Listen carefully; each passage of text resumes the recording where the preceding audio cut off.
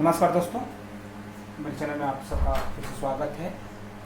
आज हम 11वीं की केमिस्ट्री में बात करने वाले हैं गैसेस लॉ के बारे में। ठीक है, गैस स्टेट क्या है, उसके क्या क्या फीचर्स हैं, इसके लिए मैंने पहले वीडियो बनाया है, आप चाहें तो उसको भी देख सकते हैं।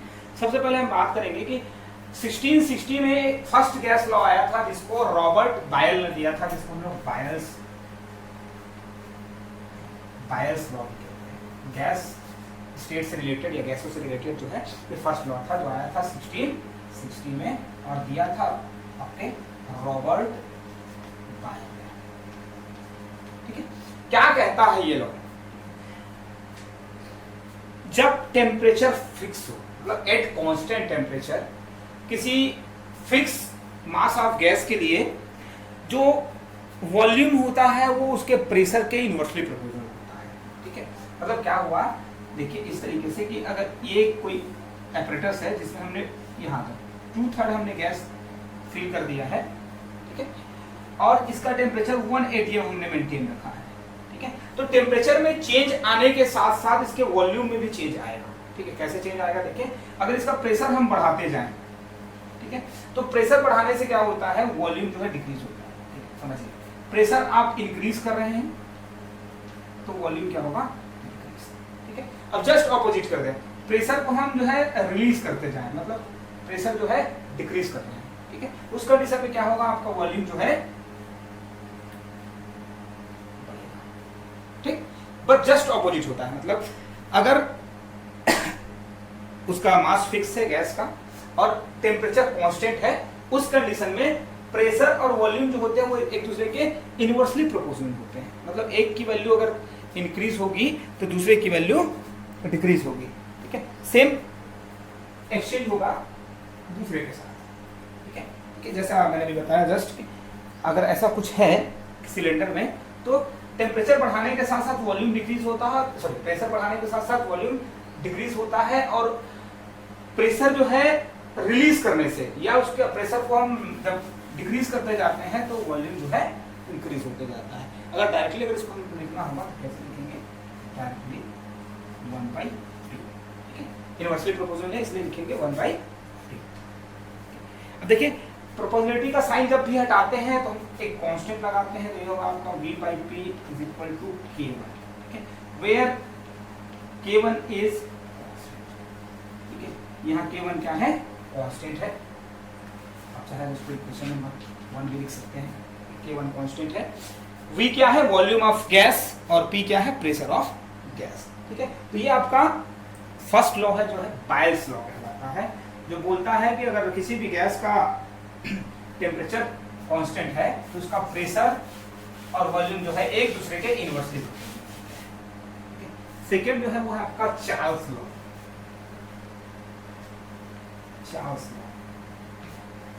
चार्ल्स ने सेकेंड लॉ दिया था जो ये कहता है कि जब गैस का, जिस गैस के बारे में बात कर रहे हैं जिसका एक फिक्स मास है, उसका प्रेशर जब कांस्टेंट हो, ठीक है, उस कंडीशन में जो गैस है उसका वॉल्यूम उसके टेम्परेचर के डायरेक्टली प्रोपोर्शनल होता है।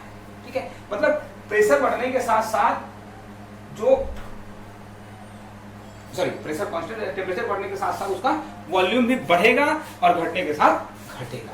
एक चीज, अब सपोज करते हैं 1 डिग्री हम अगर टेम्परेचर इंक्रीज कर रहे हैं तो इससे 1/273 उसका वॉल्यूम बढ़ेगा। ठीक है, ये चार्ल्स का लॉ है, चार्ल्स ने इसको एक्सप्लेन किया है। मतलब अगर मैथमेटिकली बोले तो क्या है, ठीक है, VT मतलब है volume of gas at time T, sorry at temperature T, at temperature T, जिस टेम्परेचर पे हम बात कर रहे हैं। ठीक है, इज इक्वल टू V0 मतलब 0 टेम्परेचर पे उस गैस का वॉल्यूम। ठीक है, कितना बढ़ेगा? V0 273, ठीक है, into T temperature, V0 273 into T। इसका मतलब क्या हुआ कि अगर 1 डिग्री हम बढ़ा रहे हैं टेम्परेचर को तो वॉल्यूम कितना बढ़ेगा? 1/273। ठीक है, ऐसे बढ़ता है। अगर इसको हम आगे सॉल्व करते जाए तो देखिए, V0 कांस्टेंट निकाल लीजिए तो क्या बनेगा, बचेगा आपका 1 प्लस T/2 73। आगे और सॉल्व कर सकते हैं आप, ये होगा आपका V0 273 T अपॉन 273। ठीक, इस तरीके से ये इसका मैथमेटिकल एक्सप्लेनेशन है कि 1 डिग्री या T डिग्री टेम्परेचर इंक्रीज करने से वॉल्यूम कितना इंक्रीज होता है। ठीक है, अब रिलेशन के बारे में बात करें, जैसा फर्स्ट वाले लॉ में था कि जब टेम्परेचर फिक्स होता है तो वॉल्यूम और प्रेशर एक दूसरे के इनवर्सली प्रोपोर्शनल होते हैं। यहाँ क्या है चार्ल्स लॉ में, जब प्रेशर फिक्स है तो आपका वॉल्यूम और टेम्परेचर डायरेक्टली प्रोपोर्शनल होते हैं, मतलब एक की वैल्यू इंक्रीज होने से दूसरी की वैल्यू ऑटोमेटिकली इंक्रीज हो जाती है। अब यहाँ भी प्रोपोर्शनलिटी का साइन हटाएंगे तो क्या होगा, Vt is equal to K2। ठीक है, ये K2 कांस्टेंट है, V मतलब वॉल्यूम ऑफ गैस, T मतलब टेम्परेचर। ठीक, थर्ड जो लॉ है गैसियस लॉ, उसको हम लोग बोलते हैं एवोगाड्रो लॉ। क्या कहते हैं, एवोगाड्रो।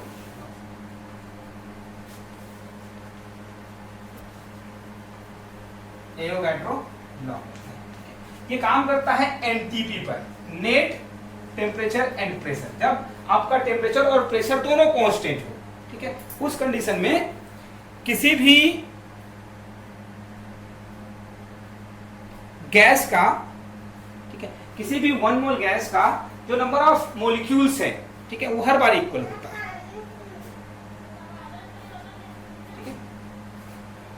एनटीपी पर किसी भी 1 मोल गैस के लिए नंबर ऑफ मॉलिक्यूल्स हमेशा इक्वल होगा, चाहे वो गैस मोनोएटॉमिक हो, डाइएटॉमिक हो या पॉलीएटॉमिक हो, होमो या हेटेरोएटॉमिक हो, चाहे गैस किसी भी टाइप का हो, उसका नंबर ऑफ पार्टिकल जो है 1 मोल के लिए उतना ही होगा जैसा दूसरे गैसेस का होता है। ये आपका एवोगाड्रो। ठीक है, मतलब क्या है, V is directly proportional to, इस तरीके से। ठीक, अब नंबर ऑफ मोल सबको पता होगा कि क्या होता है। ठीक है, नंबर ऑफ मोल मतलब N is equal to number of molecules by Avogadro number. Number of molecules जो है N, उसको एवोगाड्रो नंबर N0 से डिवाइड कर दीजिए।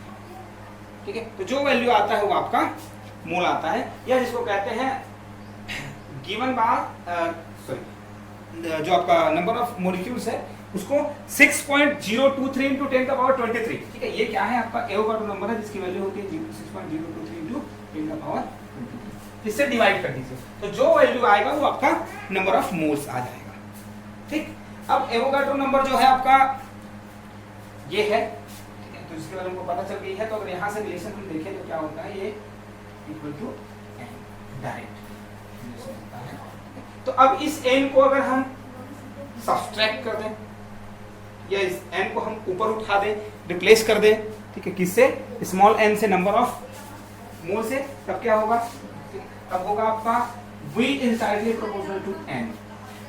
ठीक, मतलब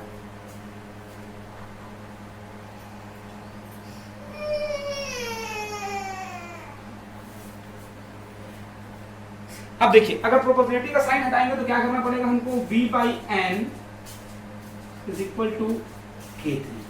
ठीक, ये आपका थर्ड इक्वेशन आ गया। इसके पहले सेकंड इक्वेशन था, ये थर्ड इक्वेशन। अब टोटल आपको 3 गैसेस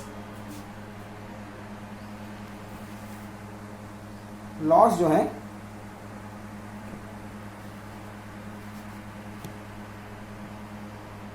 थ्री गैसेस लॉस आपको मिल गए हैं। अब तीनों गैस लॉ को एक साथ हम कंबाइन जब कर देते हैं तो हमको एक इक्वेशन मिलता है, उस इक्वेशन को हम लोग बोलते हैं, क्या बोलते हैं जी,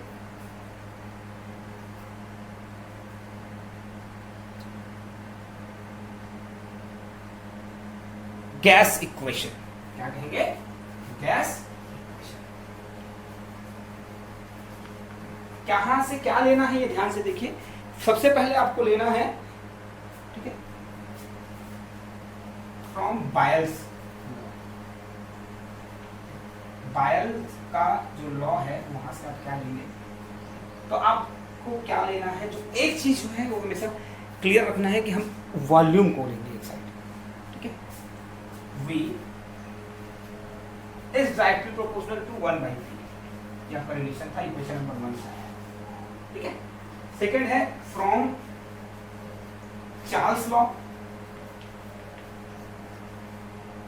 क्या है, V is directly proportional to T, हमने रिलेशन निकाला है इक्वेशन नंबर। ठीक है, थर्ड जो है वो है आपका फ्रॉम एवोगाड्रो लॉ,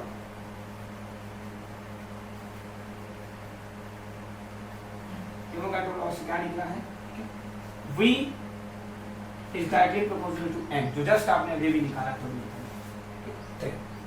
तो ये तीन जो इक्वेशंस हैं, ठीक है, उनको अगर हम तीनों को एक साथ समराइज करते हैं, ठीक है, तीनों इक्वेशन को अगर एक साथ हम समराइज करें तब क्या आएगा, देखिए, जब भी हमको एक चीज पता होना चाहिए कि इक्वेशन का एक पार्ट अगर इक्वल हो, ठीक है, तो सेकेंड पार्ट ऑटोमेटिकली इक्वल हो जाता है।